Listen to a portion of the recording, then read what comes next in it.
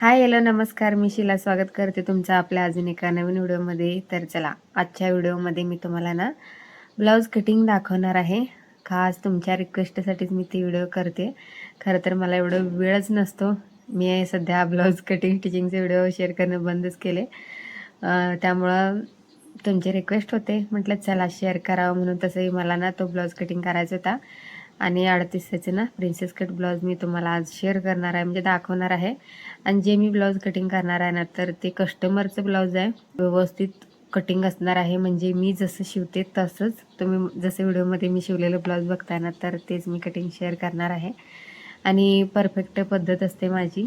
तुम्हाला ज्यांना कोणाला शिकायचं असेल तर सेम ह्या पद्धतीचं कटिंग करू शकता. आणि आजच्या व्हिडिओमध्ये तर मी प्रिन्सेस कट दाखवणार आहे. नेक्स्ट व्हिडिओमध्ये मी कटोरी ब्लाऊजचं सुद्धा कटिंग दाखवणार आहे, तेही बघा. आणि तुम्हाला जर स्टिचिंगची व्हिडिओ म्हणजे स्टिचिंग वगैरे बघायचं असेल तर तेही कमेंट करून सांगा, ते सुद्धा मी शेअर करेल एखाद्या व्हिडिओमध्ये. आपलं ब्लॉग तर कंटिन्यू असतातच, अधूनमधून होईल तसं मी कटिंगचं पण व्हिडिओ तुमच्यासाठी खास मी शेअर करणार आहे. आणि तुमची छान छान कमेंट असतात ते सुद्धा वाचून छान वाटतं. तर चला, आता जास्त वेळ घेत नाही मी, कटिंगचा व्हिडिओ बघूया आता आपण. इथं ना मला 2 ब्लाऊज शिवायचे होते, म्हणजे दोन्ही एकाच कलरचे होते. त्यामुळं पहिल्यांदा मी ते ब्लाऊजचं कटिंग करून ठेवलं.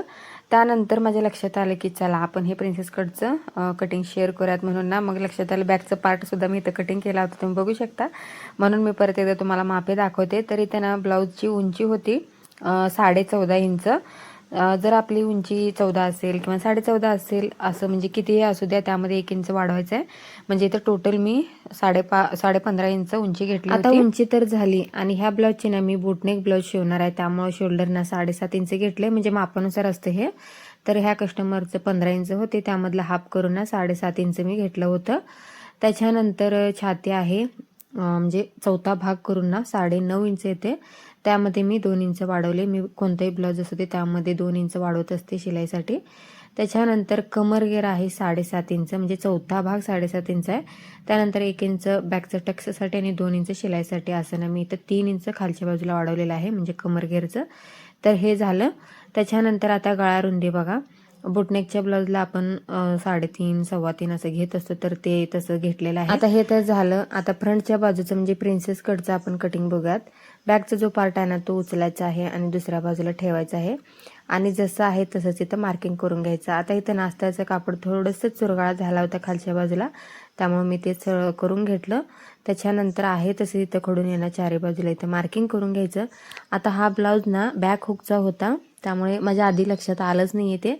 त्यानंतर परत मी ते चेंज केलेलं आहे. पण हे जी मी कटिंग दाखवते ना, हे पुढचं म्हणजे हुक असताना, तर ते कटिंग बरोबर आहे. तुम्ही अशा आता बघा आहे तसंच मी सगळीकडे ना मार्किंग करून घेतलं. पण पुढच्या बाजूला ना आपल्याला अर्धा इंच खालच्या बाजूला जास्त वाढवायचं आहे, कारण प्रिन्सेस कटचं जे पफ आहे ना ते येण्यासाठी अर्धा इंच वाढवावा लागतो. तर इथं बघू शकता मी इथं सोडलेलं आहे अर्धा इंच.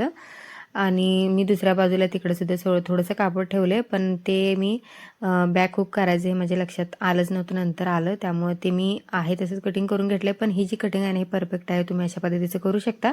तुमचं जर पुढच्या बाजूला हुक असेल तर, जर बॅकला असेल तर मग ते चेंज करू शकता. आता बघा इथे हे मी काढलं फ्रंट पार्ट. त्याच्यानंतर गळा रुंदीना पुढच्या बाजूला मी 2.5 इंच घेते. आपलं नॉर्मल प्रत्येक ब्लाऊजला असतं ना डीप नेकला, तसं 2.5 इंचच घेतलं मी, कारण फक्त बॅकच्या पार्टलाच बोटनेकचं ब्लाऊज आहे. पुढच्या बाजूला आपला गळा मोठाच येणार आहे, पंचकोनी गळा काढणार आहे मी. तर त्यासाठी ना इथे शोल्डरची माप घ्यायचं आहे. आता शोल्डर इथं आला होता 4.25 इंच, 4.25 किंवा 4 इंच एवढंच आलं होतं. तर ते मी आता हे ना पुढच्या बाजूला डीप नेक आहे, म्हणजे 7 गळा आहे पुढचा, त्यामुळे मी असं माप घेते. तर पुढच्या बाजूला पण बोटनेक असेल ना तर आहे असंच कटिंग करायचं, फक्त गळा रुंदी बॅकचं आपण 3.5 घेतो ना, 3.5 3.25 तसंही पुढं घ्यायचं आहे. पण पुढचं डीप असेल तर मी गळा रुंदी 2.5च घेते. आणि परफेक्ट कटिंग आहे, मी अशा पद्धतीचं करत असते कटिंग. आणि बघा शोल्डरची मापे घेऊन मी इथं मार्किंग करून घेतलं, आणि पुढच्या मुंड्याचं सुद्धा मी 1.25 इंचावरती इथं मार्किंग करून घेतलं. त्याच्यानंतर खालच्या बाजूला आता गळा रुंदी तर मी 2.5 इंच घेतली होती, खाली सुद्धा 2.5 इंचावरती मार्किंग करून सरळ रेष. पुढचा गळा ना 7 इंच होतं, त्यामुळे तुम्ही 7.25 इंचावरती मार्किंग केलं, कारण शिवल्यानंतर परफेक्ट होऊन जाते ते. त्यामुळे इथं एक बॉक्स तयार करून घेतला. त्याच्यानंतर ना मी पंचकोनी गळाचं इथं मार्किंग करून घेतलं, कारण हा ना मला पंचकोनी गळा कस्टमरने सांगितलं होतं.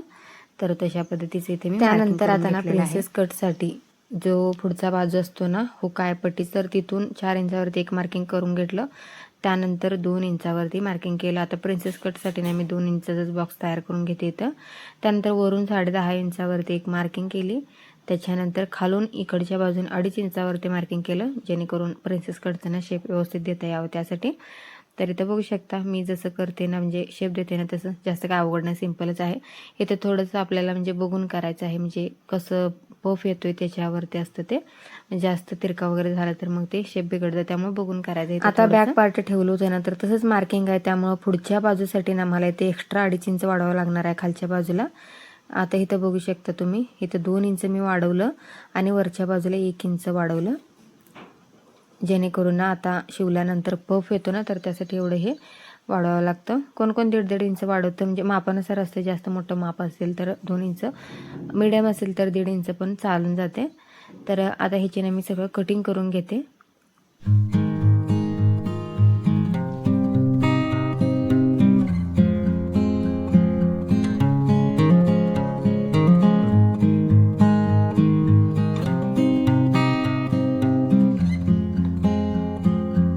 तर हे बघा, अशा पद्धतीनं मी प्रिन्सेस कट ब्लाउज कटिंग करून घेते. आता नाही तास तर कटिंग करून झाले.